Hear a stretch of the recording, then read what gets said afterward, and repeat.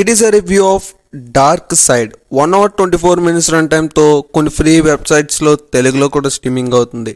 మరి ఇంక ఈ మూవీ అంతా చూసాక నాకు ఎలా అనిపించింది, నచ్చిందా లేదా, ఈ వీకెండ్కి ఈ మూవీ చూడొచ్చా లేదా, ఈ విషయాలని తెలుసుకోవాలంటే వెంటనే వీడియోకి లైక్ చేసి ఛానల్ని అయితే సబ్స్క్రైబ్ చేసుకోండి.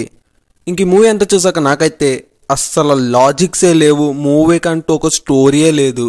ఇంకా 1 hour 24 minutes దాకా మూవీ ఎప్పుడు అయిపోతుందనే ఫీలింగ్ అయితే తీసుకొచ్చేస్తుంది.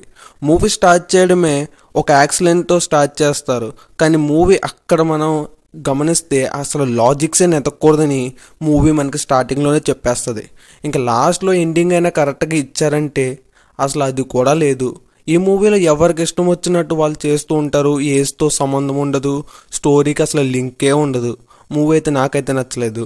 ఇంక ఈ మూవీ బేసిక్ స్టోరీ లైన్ వచ్చేసి ఐశ్వర్య అనే ఒక అమ్మాయి ఉంటుంది. ఆ అమ్మాయి చుట్టూ కొంతమంది పడుతూ ఉంటారు. వాళ్ళైతే ఈ అమ్మాయిని లవ్ చేస్తున్నామని చెప్పి వాడుకుంటారు. ఆ తర్వాత కొన్ని రోజులకి వాళ్ళు కనిపించకుండా చనిపోతూ ఉంటారు. ఈ మర్డర్స్ అన్ని చేస్తుంది ఎవరు, ఈ మర్డర్స్కి మన హీరోయిన్కి లింక్ ఏంటి, ఈ విషయాలని తెలుసుకోవాలంటే ఇంక ఈ మూవీ చూడాల్సిందే. మ్యాక్సిమం ఈ మూవీలో ఏమైనా బాగుందంటే ఏమీ బాగలేదు, నాకైతే ఏమీ నచ్చలేదు.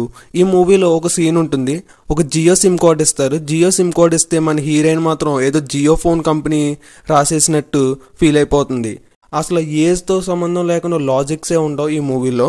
ఇంకా మూవీ అయితే వెళ్ళి కొద్ది చాలా బోరింగ్గానే ఉంటుంది. ఓవరాల్గా హీరో అండ్ హీరోయిన్ యాక్టింగ్ అయితే నాకైతే అంతలా నచ్చలేదు. బీజిఎం కూడా అన్ని సినిమాల్లాగానే రొటీన్గా కొట్టినట్టు అనిపించింది, నాకైతే నచ్చలేదు.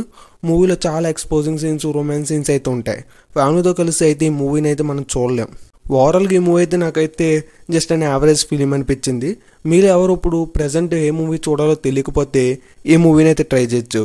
ఈ వీడియో కానీ మీకు నచ్చితే లైక్ చేసి ఛానల్ సబ్స్క్రైబ్ చేసుకోండి.